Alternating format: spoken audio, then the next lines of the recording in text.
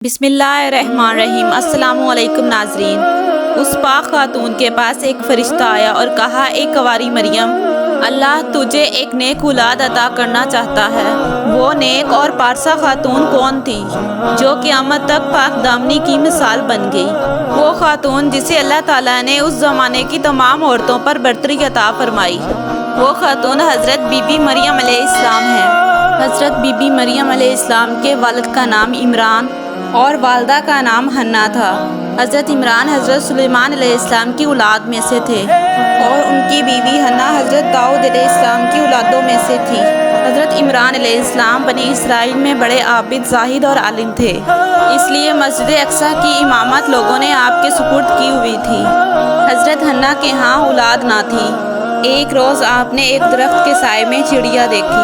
وہ اپنے بچے سے پیار کر رہی تھی اور اسے دانا کھلا رہی تھی۔ یہ منظر دیکھ کر آپ کا دل بھر آیا اور آپ نے بارگاہ الہی میں اولاد کے لیے دعا کی، لہٰذا اللہ تعالیٰ نے آپ کی دعا قبول فرمائی۔ حضرت بی بی مریم علیہ السلام کی پیدائش سے قبل آپ کی والدہ نے منت مانگی کہ اپنی اولاد کو بیت المقدس کی خدمت کے لیے نذر کر دیں گی۔ حضرت حنا کو اللہ تعالیٰ نے بیٹی نوازی۔ حضرت حنا نے بچی کا نام مریم رکھا۔ پھر آپ علیہ السلام کو مسجد الاقصی کی خدمت کے لیے وقف کر دیا گیا۔ حضرت مریم علیہ السلام کی پیدائش سے قبل ہی آپ کے والد وفات پا گئے۔ آپ علیہ السلام کی والدہ نے آپ کو ایک کپڑے میں لپیٹ کر بیت المقدس کے علماء کے سامنے پیش کر دیا تاکہ وہ انہیں اپنی کفالت میں لے لیں۔ پھر حضرت زکریا علیہ السلام آپ علیہ السلام کی کفالت کے حقدار ہوئے۔ حضرت زکریا علیہ السلام کی بیوی حضرت مریم علیہ السلام کی خالہ لگتی تھی۔ ان سے بڑھ کر بہتر پرورش اور کوئی نہیں کر سکتا تھا۔ جب آپ حضرت زکریا علیہ السلام کے گھر پرورش پا کر کچھ بڑی ہوئی تو بیت المقدس میں آپ کے لیے ایک کمرہ مخصوص کر دیا گیا جہاں حضرت زکریا علیہ السلام کے علاوہ اور کوئی نہیں جا سکتا تھا۔ آپ دن رات اللہ تعالیٰ کی عبادت میں مشغول رہتی۔ جب حضرت زکریا علیہ السلام آپ علیہ السلام کے پاس آتے تو حیران ہوتے کیونکہ آپ کے پاس بے موسمی پھل موجود ہوتے۔ جب حضرت زکریا علیہ السلام حضرت مریم علیہ السلام سے پوچھتے کہ یہ پھل کہاں سے آتے ہیں، انہیں کون دے جاتا ہے، تو حضرت مریم علیہ السلام فرماتی اللہ کے پاس سے۔ حضرت بی بی مریم علیہ السلام جس مقصد کے لیے چنی گئی تھی وہ ابھی باقی تھا۔ آپ علیہ السلام دن رات اللہ تعالیٰ کی عبادت اور ریاضت میں مشغول رہتی تھی، یہاں تک کہ بنی اسرائیل میں مشہور ہو گیا کہ بی بی مریم انتہائی پاکیزہ، عبادت گزار اور متقی خاتون ہیں، اور لوگ آپ کی بہت عزت اور احترام کرنے لگے۔ پھر وہ وقت آیا جب حضرت جبرائیل علیہ السلام حضرت مریم علیہ السلام کے پاس تشریف لائے۔ بی بی مریم اپنے حجرے میں ایک غیر مرد کو دیکھ کر پریشان ہو گئی۔ حضرت جبرائیل علیہ السلام آپ کے پاس انسانی شکل میں تشریف لائے تھے۔ حضرت جبرائیل علیہ السلام آپ کو خدا کے پیغام سے باخبر کرنے کے لیے فرماتے ہیں، میں تو تیرے رب کا بھیجا ہوا فرشتہ ہوں اور اس لیے بھیجا گیا ہوں تاکہ تجھے ایک پاکیزہ لڑکا دوں۔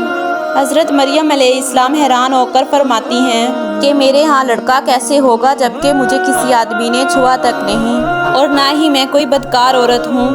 حضرت جبرائیل علیہ السلام نے فرمایا کہ ایسا ہی ہوگا، تیرا رب فرماتا ہے کہ ایسا کرنا میرے لیے بہت آسان ہے، اور ایسا ہم اس لیے کریں گے تاکہ اس لڑکے کو لوگوں کے لیے نشانی بنائیں اور اپنی طرف سے ایک رحمت، اور یہ کام ہو کر رہنا ہے۔ حضرت جبرائیل علیہ السلام نے بی بی مریم کے گلے میں پھونک مار دی جس سے آپ علیہ السلام کا حمل ٹھہر گیا۔ جب حضرت مریم علیہ السلام حاملہ ہوئی تو یہ بنی اسرائیل میں خبر عام ہو گئی۔ اس سے بہت سے لوگوں نے حضرت زکریا علیہ السلام کے گھر آنا جانا بند کر دیا اور آپ علیہ السلام پر الزامات اور بہتان لگانے لگے۔ حضرت مریم علیہ السلام بیت المقدس سے نکل گئی اور دور ایک مقام پر جا کر ٹھہری۔ آپ ایک درخت کے پاس گئی اور تنے کو پکڑ کر نیچے بیٹھ گئی۔ آپ جس درخت کے نیچے بیٹھی تھی وہ ایک خشک درخت تھا۔ آپ اس تنے کو ہلاتی تو معجزے سے وہ درخت ہرا بھرا ہو کر پھل دیتا تھا۔ حضرت مریم علیہ السلام درد سے بے چین تھی اور بدنامی کا ڈر تھا، اور گھبرا کر کہنے لگی کاش میں پہلے مر گئی ہوتی۔ اس مشکل وقت میں اللہ نے حضرت مریم علیہ السلام کے قدموں میں ایک نہر جاری کر دی اور صدا آئی کہ پانی پیو اور کھجور کھاؤ تاکہ جسم کو تقویت پہنچے، پھر اپنی اولاد کو دیکھ کر آنکھوں کو ٹھنڈک پہنچاؤ۔ اسی عالم میں حضرت عیسیٰ علیہ السلام کی پیدائش ہو گئی۔ آپ علیہ السلام اپنے بیٹے کو لے کر قوم کے پاس آئی۔